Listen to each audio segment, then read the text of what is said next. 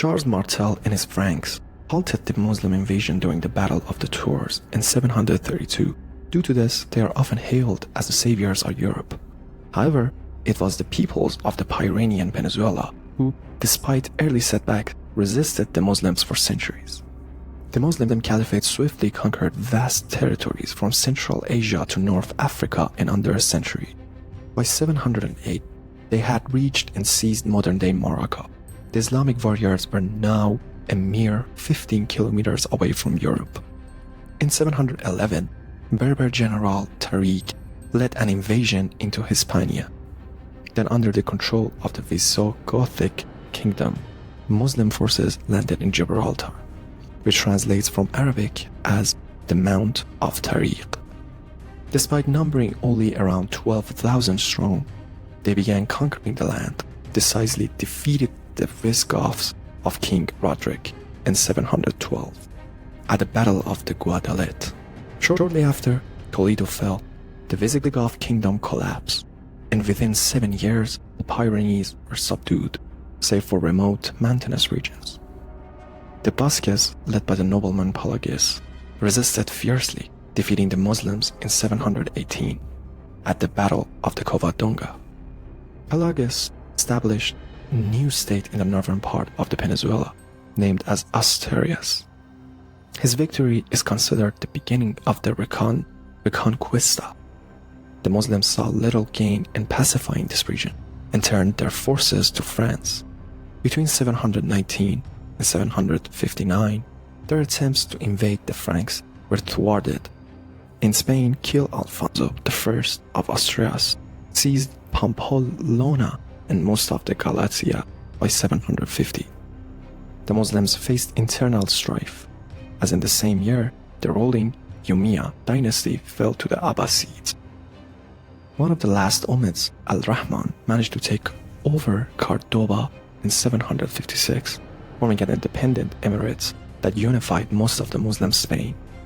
Over the next 25 years, the emirs attempted to conquer the northern part of the peninsula, but were halted in 794 at a Battle of the Ludus by the King Alfonso II of Asturias.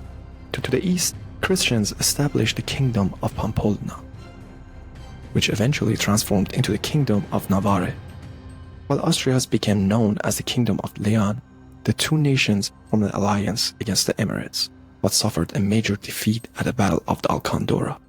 The Emirates of Cordoba declared itself a Caliphate, asserting parity with the Abbasid or the Fatimid Caliphates. Despite this, King Romero II of Leon defeated Cordovan forces in 939 at the Battle of the Setbacks. However, instability in Leon, coupled with the Castile's rebellion, halted the Christian reconquest. In the late 10th century, the caliph's reduced involvement in state affairs allowed nobleman Al-Mansur to become de facto ruler, altering the peninsula's dynamics. Between 978 and 1002, he repeatedly defeated Christian domains.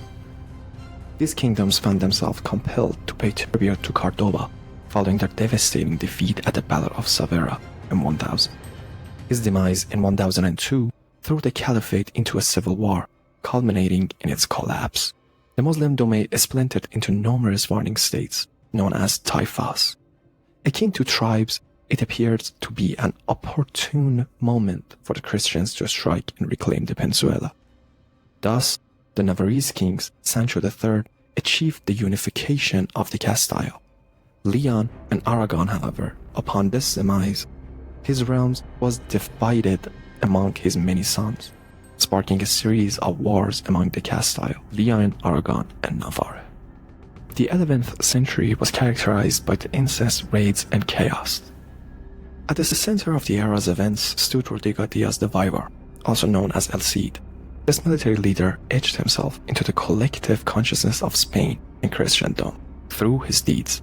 One of his patrons, Alfonso IV, successfully united Leon, Castile, and the Galicia. By 1077, Alfonso's power was such that he proclaimed himself Emperor of Spain. many Muslim Taifas were compelled to pay him tribute. And in 1084, he seized control of the Asian's capital. This action alarmed Muslims and titles across the peninsula, leading them to seek assistance from their southern neighbors, the Almoravid Berbers. The Berbers swiftly arrived in Spain and inflicted a decisive defeat on Alfonso in 1086 at Sagres. Capitalizing on the Taifa's vulnerabilities, the Almoravids by 1110 had seized the southern portions of the peninsula. However, it was too late, as the Christian kingdoms were now receiving substantial aid from their brethren, evident throughout the region. In 1139, Portugal emerged as a kingdom and with Crusader assistance. Lisbon was recaptured in 1147. Concurrently, the Berber faced challenges in the south, as the Fanashis Almohad sect gained control of Morocco, extending its influence into Spain by 1173. While northern Muslims clashed, Spanish kingdoms forged a robust alliance, led by Alfonso. The kingdom of Castile launched an incursion into the Almohad territory. However, at the Battle of the Alarcos in 1195, Alfonso suffered a resounding defeat, delaying any hopes of Reconquista. Neither the Almohadids nor the Christians welcomed a new equilibrium, prompting the Caliph Muhammad al-Nasir to embark on a bold expedition across the Strait of Gibraltar in 1211, with an army 70,000 times stronger. Pope the Innocent III railed over 40,000 crusaders in response. Together in Toledo by the spring of 1212, the kingdoms of the Castile, Aragon, Portugal, and Navarre, along with the Knights Templar, Santiago, and Calvatara's orders, compromised this army led by the Christian king Alfonso. Never before had Christians or Muslims mustered such large armies in Spain, making this campaign pivotal. Muslim strategy was straightforward. Al-Nasir swiftly moved most of his forces to block passage in Sierra Morena mountains while dispatching groups to besiege enemy castles in the area. He anticipated the knights' inability to effectively combat in the mountains and their eventual depletion of the provisions. Alfonso's attempts to traverse the mountains at the various points were thwarted. Even legend has it that a shepherd approached Alfonso's army, offering to guide them through an undefended passageway, catching Al-Nasir off guard, with his entire army not under his command. The armies converged at Las Navas de Tolosa, the site of decisive battle for Spain. The Spaniards faced an U-file struggle, with their army divided into three groups: Alfonso in the center with the knights from these orders, King Pedro of Aragon to the left, and King Sancho of the Navarre to the right. Each group comprised three lines: infantry in the first, cavalry in the third, and a mix of both in the second. The Muslims fortified a small position for the Caliph and his guard, positioning all their cavalries on the flank and their infantry, including local Muslims and Moroccans. In the center, the vanguard consisted of light skirmishers. The engagement commenced with Muslims' cavalry assaults on the flank, followed by counterattacks from knights in the second line. The Caliph's cavalry was pushed back, and Muslim skirmishers retreated upon combat, though the second line bolstered the assault, bringing the Christian lines perilously close to collapse.